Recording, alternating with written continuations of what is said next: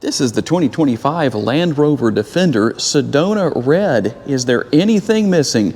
Hey everybody, it's Tom from Vehicle Visionary. I hope you're having a great day. Today we're back at Land Rover of Shreveport, and we're going to go over this new trim level that's only going to be available for the 2025 model year and tell you what's different. If you're looking for something that's a little out of the ordinary, you're planning on buying a 25 Defender, this is definitely something you should consider. If you want to know more about this particular model, check out the link down in the description of the video. And right off the top, it's pretty obvious why it's called Sedona Red. The red exterior color is the biggest change you're going to see where that's concerned, or biggest addition, whatever you want to call that. It's based on the red rocks of Sedona, Arizona. That's what the color is based off of. And there are a couple of other things that you can have here that this model doesn't have, including a sticker that goes on the hood. This one doesn't have that. You can also get the gear holder that goes right up here. Nothing out of the ordinary where that kind of thing is concerned, but things you will find here that are pretty common. LED headlights, daytime running lights. We also have our fog lights down there on the lower portion of the bumper. But there are a couple of other things that you'll find here that are unique to this particular trim level. You will also find the black grille, the Narvik Black Defender script, and the black skid plates located underneath the vehicle. A little bit harder for me to show that, but they are there. Obviously, this model is going to be all-wheel drive. And one little thing I did want to show you right here, I hope it shows up on the screen. The width on our tires is going to be 275, a 45 series sidewall, but the main thing I want you to see is right here, the 22-inch wheels.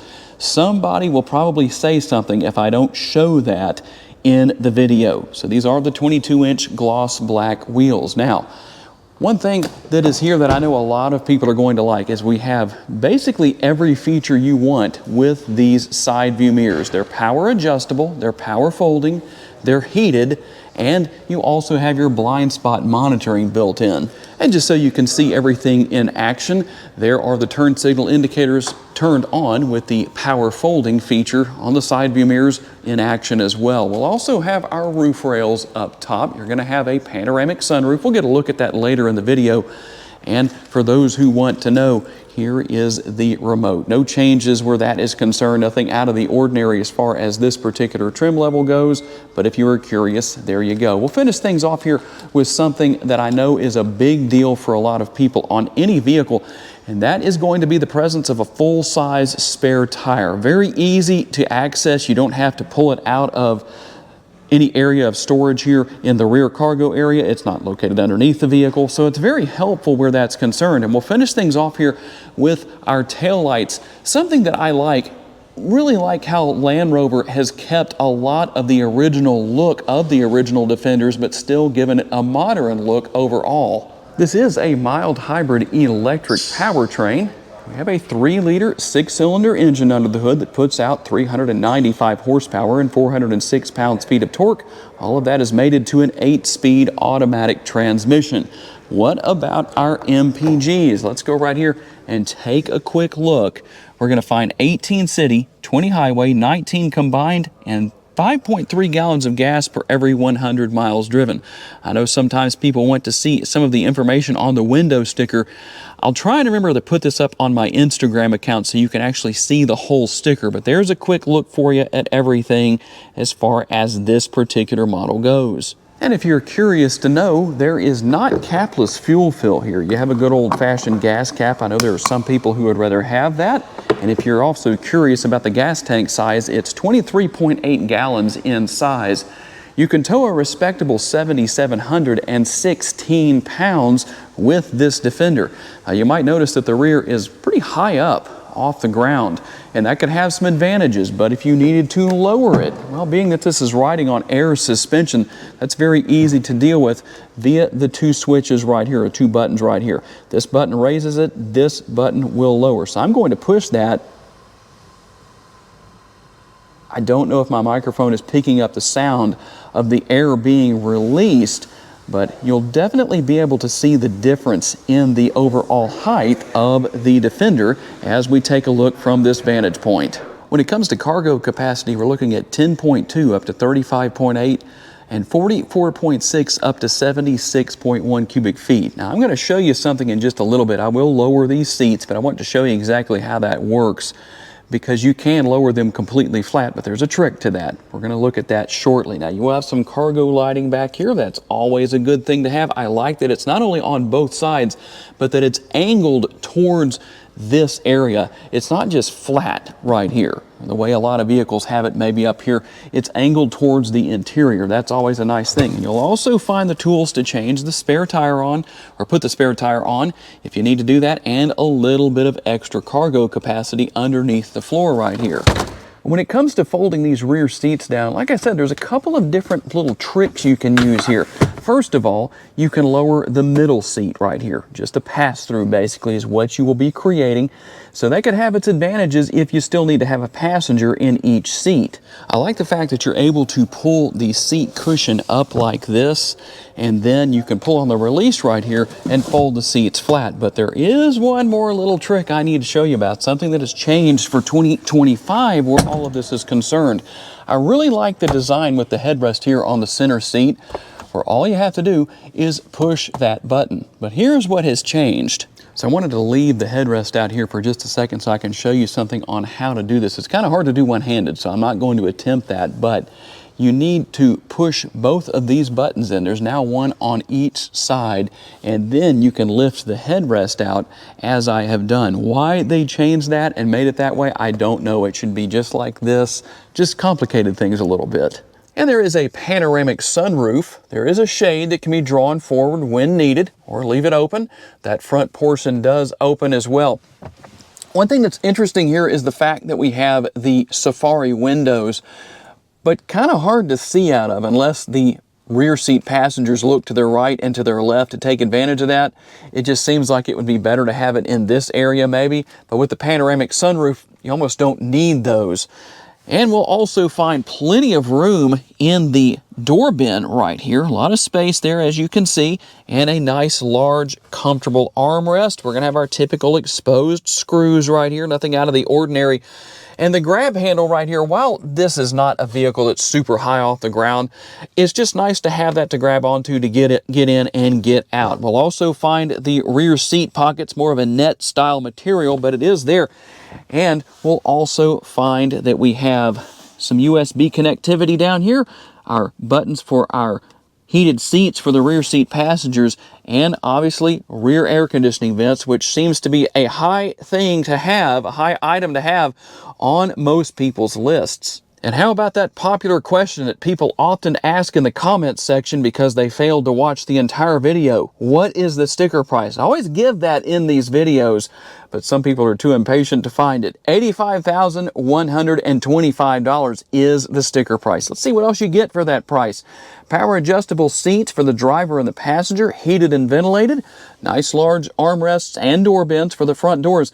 And with the ebony Windsor interior, you have a very nice contrast with that Sedona red trim you can see on the door. I hope that's showing up for what it is and looks like it should on the screen. The Defender logo over here on the passenger side with a little bit of storage space. I like that. USB connection right there. Taking advantage of space that not every automaker does. You also have the oh crap handle of sorts right there, and a lot of space throughout the interior, that's for sure. There is no lack of space here whatsoever. We're also looking at the buttons to control all of the windows. You can lock and unlock the doors right there if you want to. That's nice and easy to deal with as far as the rear doors go. I had to actually roll the window down from the back seat so that I could let myself out because that was on, as you could see. And you know what else is here. Seat memory right here, controls for the side view mirrors, all that good stuff. And right here is your power parking brake if you happen to be looking for that. You do have a power adjustable steering wheel that is going to be controlled right here. It's tilt and telescopically adjustable. See if I can give you a good look at how that works. The tilt function, and you just saw the telescopic function, or telescopic. Wow, let's get that right. Okay, probably hear about that one in the comments. Goofed on that, but I'm leaving it in the video. We have our instrument cluster here. Nothing out of the ordinary where that is concerned. but you do have a lot of things you can go through as far as different information, things like that. Pretty easy to deal with. Here's everything for your cruise control, adaptive cruise control, and the heated steering wheel if you want to turn that on. I'm not going to do that because I don't need it right now. Over here is where we control the headlights, tail lights, fog lights, and those blinky things that a lot of people don't like to use. They conserve their blinkers, let me get that right, their turn signals, so that they can maybe trade in their vehicle for more because they have unused turn signal bulbs. I'm finally figuring out why people don't use their blinkers. Right here, well, you know what that is as well. I can't say anything funny about that or sarcastic. The control for your front and rear window wipers. And the Pivi Pro infotainment screen right here, very, very nice. Very easy to use. I like the technology here. It may look like a lot, but it's not overly complicated. So depending on what you need to do, you can come in here and see everything.